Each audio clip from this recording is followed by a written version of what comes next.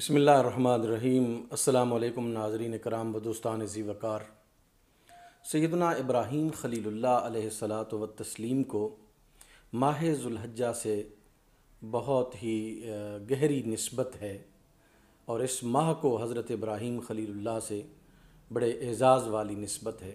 ابراہیم خلیل اللہ علیہ الصلوۃ والتسلیم اللہ سبحانہ و تعالیٰ کے خلیل کا یعنی دوست کا اعزاز پانے والی شخصیت ہیں، اور انبیاء کرام میں جس شخصیت کو خلیل اللہ ہونے کا اعزاز حاصل ہوا وہ سیدنا ابراہیم خلیل اللہ علیہ الصلوۃ والتسلیم ہی ہیں۔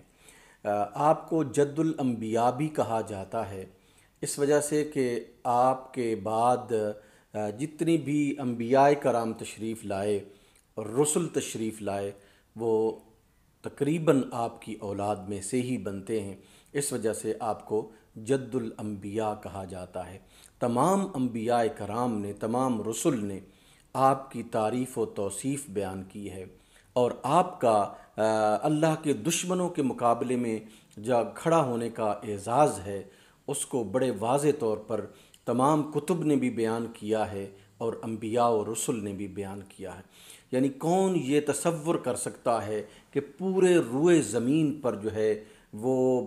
بتوں کی پرستش ہو رہی ہو، پورا روئے زمین بت کدہ بن چکا ہو،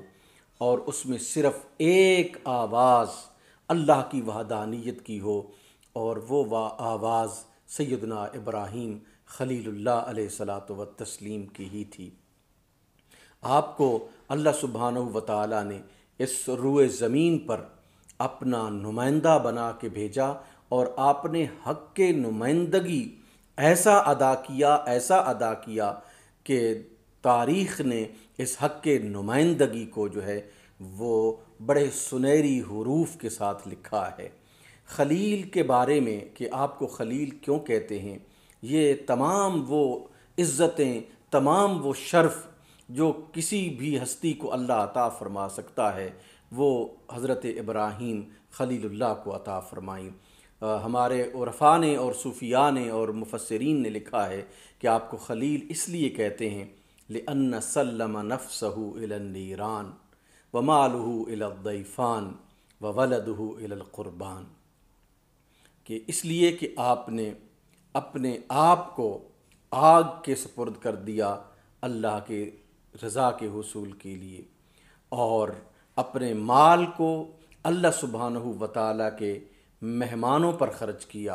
اور اپنی اولاد سے یعنی سیدنا اسماعیل ذبیح اللہ علیہ الصلوۃ والتسلیم کو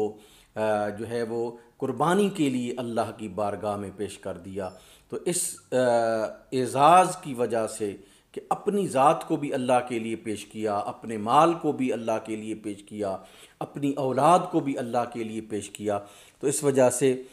جو ہے وہ آپ کو خلیل اللہ کا عظیم لقب جو ہے وہ عطا فرمایا گیا۔ آپ ذرا دیکھتے ہیں کہ اللہ کی ذات کے ساتھ جو ابراہیم خلیل اللہ کا تعلق ہے وہ کہ آگ آسمانوں سے جس کے شعلے باتیں کر رہے ہیں اس میں ڈالا گیا، اور جب ڈالا جا رہا تھا تو جبریل امی آئے اور کہنے لگے کہ اگر حکم ہو تو اس آگ کو پر مار کر ختم کر ڈالوں۔ آپ نے فرمایا کہ خود آئے ہو یا کسی نے بھیجا ہے؟ عرض کیا خود آیا ہوں۔ آپ نے فرمایا اما الیک فلا، اگر خود آئے ہو تو پھر تجھ سے مجھے کوئی دست سوال دراز نہیں کرنا، کوئی حاجت تجھ سے نہیں مانگنی۔ جبریل نے کہا کہ پھر اپنے رب سے ہی جو ہے وہ دعا کر لیجئے کہ اس آگ میں آپ کو نہ ڈالا جائے۔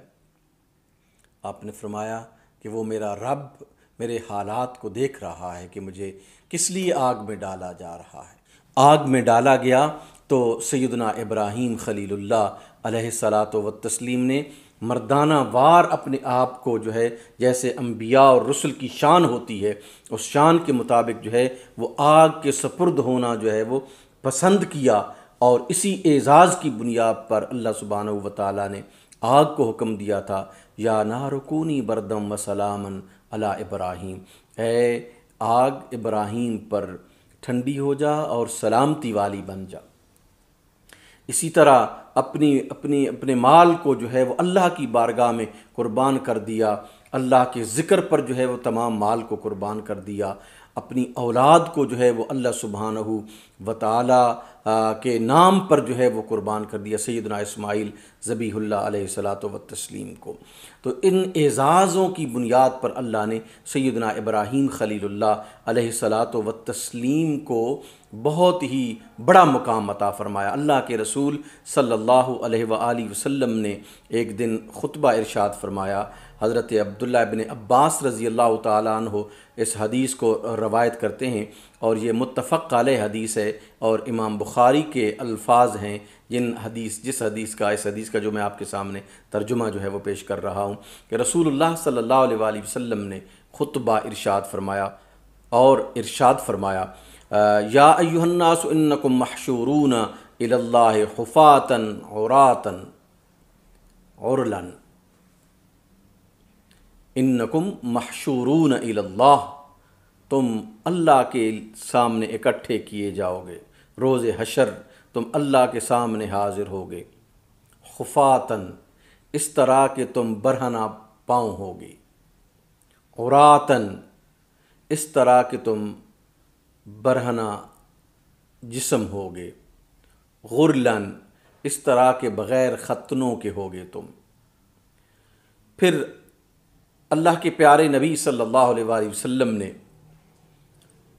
آیہ مبارکہ تلاوت فرمائی، یوم نطوی السماء کطی السجل للکتب کما بدأنا اول خلق نعید، کہ جس طرح ہم اس دن کی جس طرح ہم آسمان کو وسیقہ کے کاغذ کی طرح لپیٹیں گے، کما بدأنا اول خلق نعید، اور جیسا کہ ہم نے اس کو ابتدان جو ہے وہ بنایا تھا، ابتدان جو ہے وہ پہلی بار بنایا تھا، نعیدہ ہم دوبارہ اسے اس طرح جو ہے وہ لوٹائیں گے، یعنی تخلیق کا عمل جو ہے وہ ریپیٹ کیا جائے گا روز محشر کو۔ اللہ کے رسول صلی اللہ علیہ وآلہ وسلم نے فرمایا کہ اس دن جو ہے وہ سب سے پہلی ہستی جس کو لباس پہنایا جائے گا، وہ لباس پہنائے جانے والی ہستی سیدنا ابراہیم خلیل اللہ علیہ الصلاۃ والتسلیم کی ہستی ہوگی۔ یعنی تمام لوگ جو ہیں وہ روز محشر جس طرح ان کی تخلیق ننگے بدن ہوئی تھی، اسی طرح وہ ننگے بدن جو ہے وہ دوبارہ خلق کیے جائیں گے، لیکن پہلی ہستی جس کو عزت و تکریم کا لباس پہنایا جائے گا وہ سیدنا ابراہیم خلیل اللہ علیہ الصلاۃ والتسلیم کی ہستی ہے۔ رسول اللہ صلی اللہ علیہ وآلہ وسلم کو ایک شخص نے کہا، جاء رجلا الی رسول اللہ صلی اللہ علیہ وسلم فقال یا خیر البریہ، ایک شخص رسول اللہ کی بارگاہ میں حاضر ہوا اور عرض کیا، اے خیر البریہ، مخلوق میں سب سے اعلیٰ، مخلوق میں سب سے افضل۔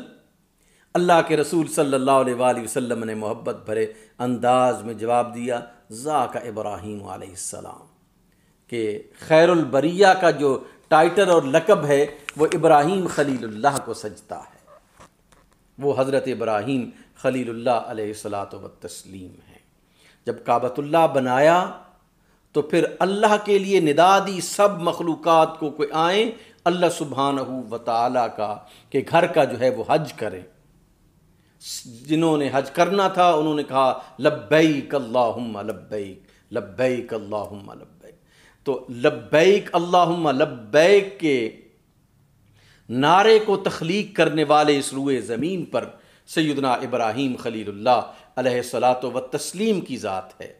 پہلی دفعہ جس دور میں لبیک اللہم لبیک کا نعرہ لگا وہ ابراہیم خلیل اللہ کے اس اعلان کے رسپانس میں مخلوقات خدا نے جو ہے وہ نعرہ لگایا تھا۔ تو حضرت ابراہیم خلیل اللہ کی وہ ہستی ہیں جو انسانیت میں ایک قدر اور ایک افضلیت اور بہت ہی عزت و تکریم کا مقام